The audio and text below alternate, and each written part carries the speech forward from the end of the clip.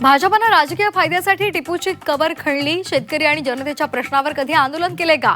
सबकाळांविरोधातील आंदोलनाचा संजय राऊतांकडून खरपूस समाचार.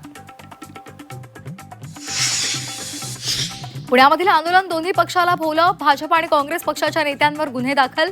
एकमेकांविरोधात दिलेल्या तक्रारीनंतर 2 वेगवेगळ्या पोलीस ठाण्यांमध्ये गुन्हे दाखल. मुंबई महापालिकेची आज विशेष महासभा. स्थायी सुधार आणि शिक्षण समिती सदस्यांची निवड होणार. कुणाची वर्णी लागणार याकडे लक्ष.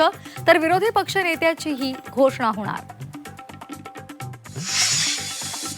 राज ठाकरेंकडून पुण्यातील मनसे नेत्यांची कान उघडणी.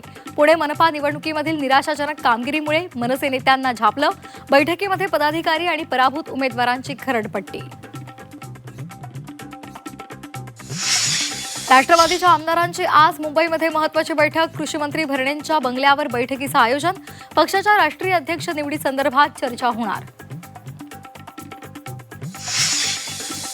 जयंत पाटलांचा वाढदिवसानिमित्तानं मुंबईमध्ये बॅनरबाजी. हॅलो जयंतराव, वाढदिवसाच्या शुभेच्छा.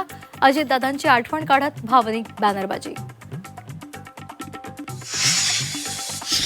अजितदादांच्या विमानामध्ये स्फोटकं होती का? अजित पवार यांच्या विमान अपघातासंदर्भात अमोल मिटकरींकडून शंका उपस्थित. तर सीआयडी तपासाबाबत नाराजी.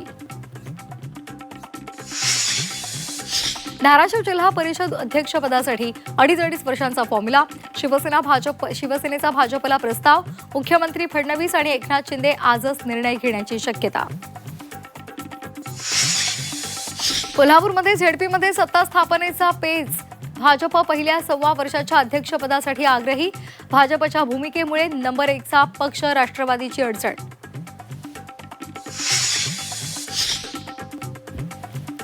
पुणे जमीन गैरव्यवहार प्रकरणामध्ये शीतल तेजवानीच्या जामीन अर्जावर आज सुनावणी. पुण्यातील शिवाजीनगर कोर्टामध्ये होणाऱ्या सुनावणीकडे लक्ष.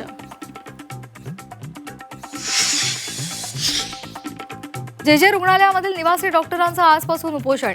विविध प्रलंबित मागण्यांसाठी आजपासून बेमुदत उपोषण. पहिल्या दिवशी 200 डॉक्टर सहभागी होणार.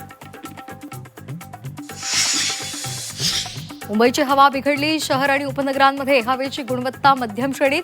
वांद्र्यामधली हवा सर्वाधिक प्रदूषित असल्याचं समोर.